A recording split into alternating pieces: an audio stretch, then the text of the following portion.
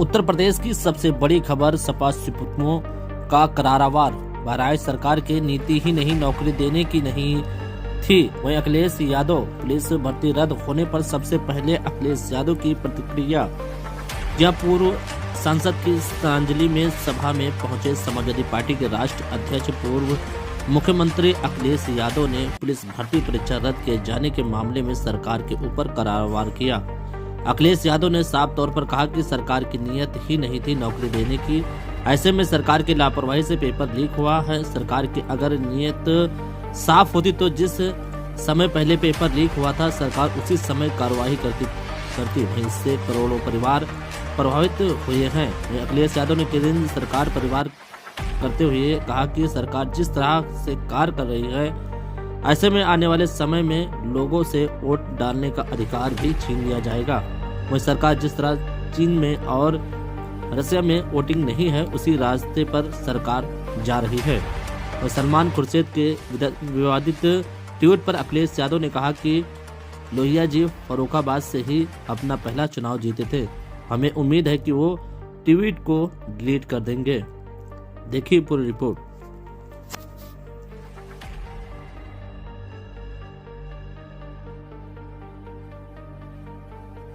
सरकार की नीयत नहीं थी नौकरी देने की, और सरकार अगर चाहती होती नौकरी देने की, सरकार की अगर नीयत साफ होती तो जिस समय पहला पेपर लीक हुआ था उसी समय सरकार सख्ती से कार्रवाई करती और उसका परिणाम ये होता कि किसी भी परीक्षा का पेपर लीक नहीं होता। और आज केवल पुलिस भर्ती के पेपर लीक के आरोप नहीं है, बल्कि ARO की जो भर्ती हुई उसमें भी बड़े पैमाने पे छात्र नौजवान धरना दे करके बैठे हैं लोक सेवा आयोग के सामने। वो अपना पर्चा कैंसिल कराना चाहते हैं, री एग्जाम कराना चाहते हैं। आप सोचिए, सरकार जो दावा कर रही थी कि परीक्षा बिल्कुल सुरक्षित होगी, ये देखिए सुरक्षा का पोल खुल गया और सरकार अपनी खुद स्वीकार कर रही है कि उनकी नाकामी की वजह से पेपर लीक हुआ है। इनकी नीयत साफ नहीं रही, जिसका परिणाम यह है कि नौजवानों के भविष्य और नौजवानों के सपनों के साथ ये सरकार खिलवाड़ कर रही है। और ये सवाल 60 लाख 50 लाख का नहीं है, इससे जुड़े हुए 2.5 करोड़ परिवार के लोग हैं जिनके साथ बीजेपी ने धोखा किया है। आने वाले समय में यही परिवार भारतीय जनता पार्टी को उखाड़ फेंकने का काम करेंगे। प्रधानमंत्री ने आपके और कांग्रेस के गठबंधन को छछूंदर बताया।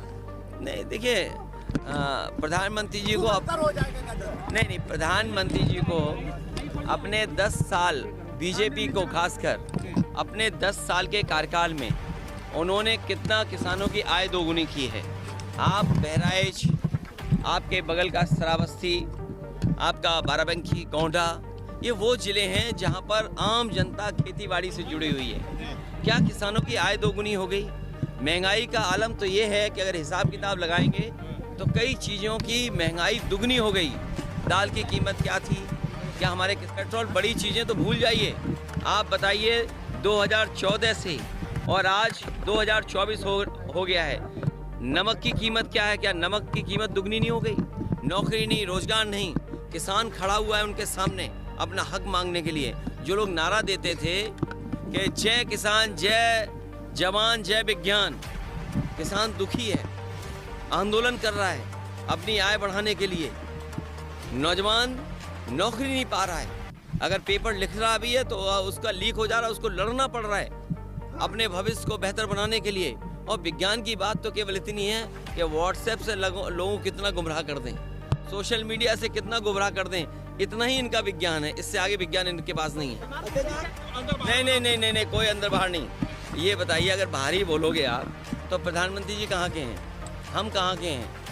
तो आप कहोगे बहराइच में ये इटावा वाले क्यों आ गए? अच्छा, ये एक मिनट, ये दिल्ली वाले चैनल यहाँ क्या कर रहे हैं? ये भाई ABP चैनल कहाँ का है? NDTV कहाँ का है? अच्छा, ये कोई बात हुई? ये कोई बात नहीं है।